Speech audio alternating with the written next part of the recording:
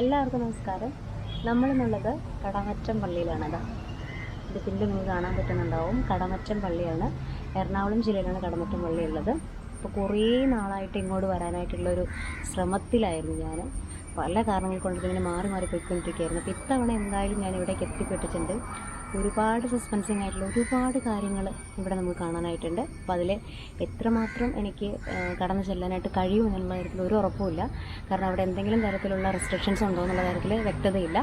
അപ്പോൾ എന്തായാലും നമുക്ക് മാക്സിമം ശ്രമിക്കാം. പിന്നെ പള്ളിയുടെ വിശേഷങ്ങൾ മാത്രമല്ല, കടമറ്റത്തച്ഛൻ്റെ വളരെ പ്രസിദ്ധമായിട്ടുള്ള പോയേടം കിണർ, അതായത് പാതാളത്തിലേക്ക് അദ്ദേഹം ഇറങ്ങിപ്പോയി എന്ന് പറയപ്പെടുന്ന ആ ഒരു കിണറൊക്കെ നമുക്കിവിടെ കാണാനായിട്ടുണ്ട്.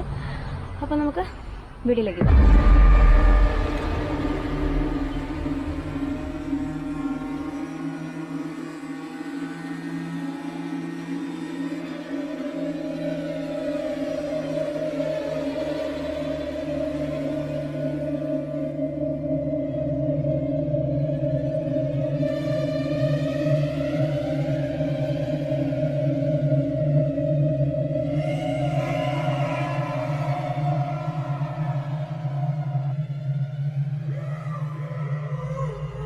എറണാകുളത്തിനും മൂവാറ്റുപുഴയ്ക്കുമിടയിൽ, മൂവാറ്റുപുഴയ്ക്ക് 12 കിലോമീറ്റർ മുൻപാണ് കടമറ്റത്ത് പള്ളി സ്ഥിതി ചെയ്യുന്നത്.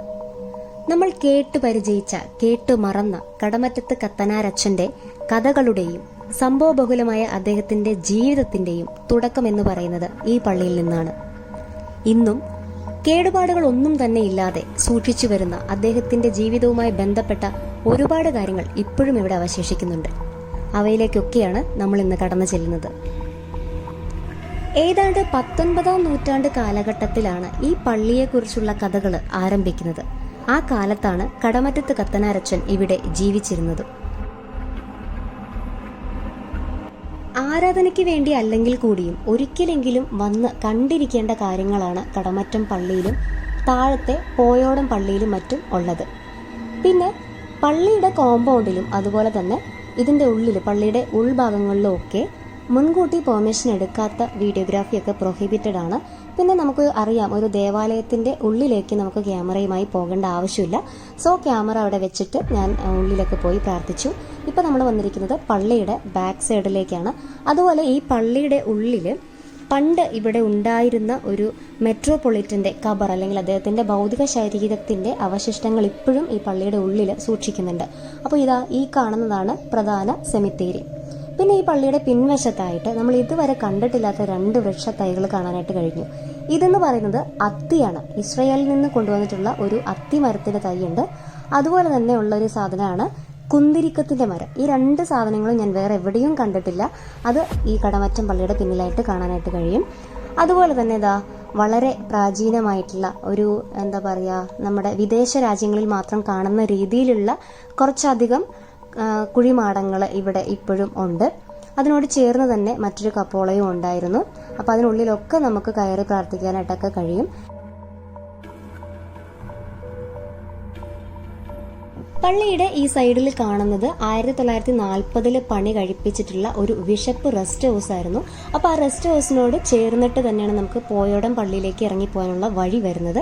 പോരാതെ പാർക്കിംഗ് ഫെസിലിറ്റിയൊക്കെ സജ്ജീകരിച്ചിരിക്കുന്നതും ഈ ഒരു ഏരിയയിൽ തന്നെയാണ്. അപ്പം നമുക്കിവിടുന്ന് ഒരു 5 മിനിറ്റോളം നടന്നിട്ട് വേണം താഴെ പോയോടം പള്ളിയുടെ പരിസരത്തേക്ക് എത്താനായിട്ട്. അതായത് നമ്മളിപ്പോൾ കണ്ടില്ലേ സെമിത്തേരിയാണ് താഴത്തെ ഭാഗത്ത് കാണുന്നത്. അതിൻ്റെ സൈഡിൽ കൂടി ഇറങ്ങിയിട്ട് വേണം നമുക്ക് പോയോടം പള്ളിയിലേക്ക് പോകാനായിട്ട്.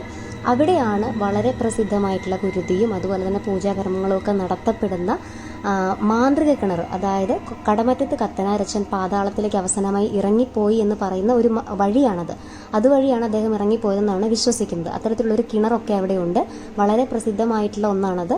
അപ്പോൾ അതൊക്കെ ഉള്ളത് ഈ പോയോടം പള്ളിയിലാണ്. അതുമാത്രമല്ല, ഈ പോയോടം പള്ളിയിലേക്കാണ് ആദ്യമായി കടമറ്റത്തച്ഛൻ വന്നത് എന്നാണ് പറയപ്പെടുന്നത്. അപ്പോൾ ഇനി പോയോടം പള്ളിയുടെ കാഴ്ചകളിലേക്ക് പോകാം.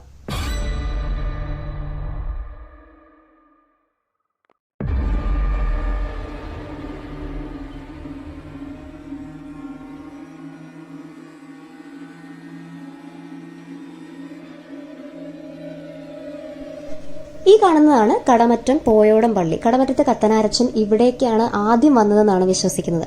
അന്ന് അദ്ദേഹം ഒരു ബാലനായിരുന്ന പൗലോസ് ആയിട്ട് ഇവിടെ വരുന്ന സമയത്ത് ഈ പള്ളിയിൽ ധാരാളം വളർത്തുമൃഗങ്ങളൊക്കെ ഉണ്ടായിരുന്നു. ഒരു ദിവസം അവയെയൊക്കെ ഏതോ ഒരു പുലി പിടിച്ചുകൊണ്ട് പോയി എന്ന് പറഞ്ഞ് വളർത്തുമൃഗങ്ങളെ രക്ഷിക്കാനായിട്ട് ബാലനായിരുന്ന പൗലോസ് കാട്ടിലേക്ക് പോയി. അങ്ങനെ ഗോത്രവർഗ്ഗക്കാരുടെ പിടിയിൽ പെട്ടുപോയി. ഏതാണ്ട് 12 വർഷക്കാലങ്ങൾക്ക് ശേഷമാണ് അദ്ദേഹത്തിന് അവിടുന്ന് തിരികെ വരാനായിട്ട് കഴിഞ്ഞത്. അപ്പോൾ ഈ 12 വർഷ കാലയളവിൽ അദ്ദേഹം അവിടുത്തെ മൂപ്പന്മാരുടെയൊക്കെ സഹായത്താൽ കുറേയധികം മാന്ത്രിക വിദ്യകളൊക്കെ വശത്താക്കി. അതിനുശേഷം ഒരു 12 വർഷങ്ങൾക്ക് ശേഷം വീണ്ടും ഈ പള്ളിയിലേക്ക് മടങ്ങിയെത്തുകയും അന്നും ആബേലച്ചൻ അവിടെ ഉണ്ടായിരുന്നു. അദ്ദേഹം വീണ്ടും ആ ബാലനെ സ്വീകരിച്ചു, നിർത്തി പല കാര്യങ്ങളും പഠിപ്പിച്ചു, ഒരു തികഞ്ഞ വൈദികനാക്കി. തുടർന്ന് ആബേലച്ചൻ അദ്ദേഹത്തിന്റെ സ്വന്തം നാട്ടിലേക്ക് പോവുകയാണ് ചെയ്തത്.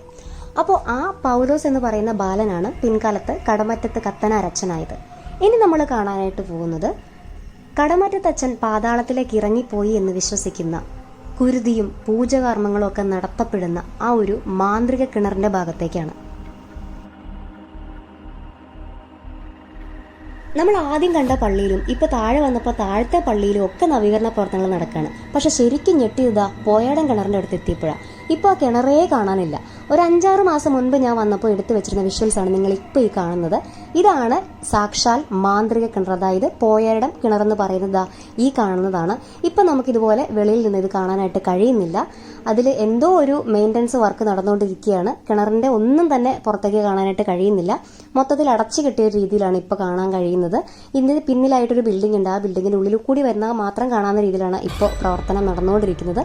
തൽക്കാലം എന്തെങ്കിലും നേർച്ചകളും കാര്യങ്ങളൊക്കെ നടത്താനായിട്ട് പോയോടൻ കിണറിന്റെ അതേ രൂപത്തിൽ അപ്പുറത്തായിട്ട് തന്നെ എന്തോ ചെയ്തു വെച്ചിട്ടുണ്ട്. അപ്പോൾ വിശ്വാസികളൊക്കെ ഇപ്പോൾ അവിടെയാണ് വന്ന് നേർച്ച അർപ്പിക്കുന്നത്. അപ്പോൾ ഇത് എന്താണ് അവർ ഉദ്ദേശിക്കുന്നതെന്ന് അറിയണമെങ്കിൽ ഇതിന്റെ കൺസ്ട്രക്ഷൻ വർക്ക് മുഴുവൻ കഴിഞ്ഞതിന് ശേഷം ഒരു വരവും കൂടി വരേണ്ടി വരും. അപ്പോൾ നമ്മൾ അത് കണ്ടതാ വീണ്ടും മുകളിലേക്ക് പോയോടൻ പള്ളിയോടേക്ക് എത്തിയിട്ടുണ്ട്. ഇനി നമുക്ക് തിരികെ മുകളിലത്തെ ആദ്യം നമ്മൾ വന്ന പള്ളിയുടെ അവിടേക്ക് തന്നെ എത്തണം. അപ്പോൾ ഇതിന്റെ ബാക്ക് സൈഡിലായിട്ട് മൂവാറ്റുപുഴ 6 ഒഴുകുന്നുണ്ട് കേട്ടോ. അപ്പോൾ അങ്ങനെ കാഴ്ചകളൊക്കെ കണ്ട് അവസാനിപ്പിച്ചതാ ഞാൻ തിരിച്ചിറങ്ങുകയാണ്. നല്ല മഴയായിരുന്നു ഇടയ്ക്കിടയ്ക്ക്. അപ്പോൾ ആ ഒരു ബുദ്ധിമുട്ടും കാര്യങ്ങളൊക്കെ ഉണ്ടായിരുന്നു. അപ്പോൾ ഒരിക്കലെങ്കിലും വന്ന് നേരിട്ട് കാണാനായിട്ട് ശ്രമിക്കുക. കണ്ടിരിക്കേണ്ട ഒരുപാട് കാര്യങ്ങൾ ഇവിടെയുണ്ട്. എനിക്ക് ക്യാമറ കടത്തിക്കൊണ്ട് പോകാൻ കഴിയാത്ത ഒരുപാട് കാര്യങ്ങളും കാഴ്ചകളും നിങ്ങൾക്ക് ഇനി നേരിട്ട് വന്നാൽ ഇവിടെ കാണാനായിട്ട് കഴിയും. അപ്പോൾ എന്തായാലും വിശ്വാസികളുടെ വിശ്വാസത്തെ ചോദ്യം ചെയ്യാതെ നമുക്ക് അതിൻ്റെ ഒന്നും ഒത്തിരി ആഴങ്ങളിലേക്ക് ചെല്ലാതെ ഏറ്റവും ഭംഗിയായി തന്നെ ഇത് അവസാനിപ്പിക്കാം. പുതിയൊരു വീഡിയോയിൽ മീറ്റ് ചെയ്യുന്നതിന് വരെ എല്ലാവർക്കും ടാറ്റാ. കുറുക്കു, എന്താ വേണ്ടത് നിനക്ക്? എന്താ വേണ്ടേ? എന്താ വേണ്ടേന്ന്? എന്താ വേണ്ടേ?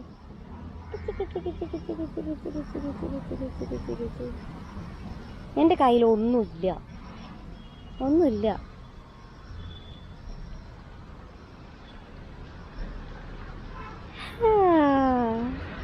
നേരെ വെളുത്തു.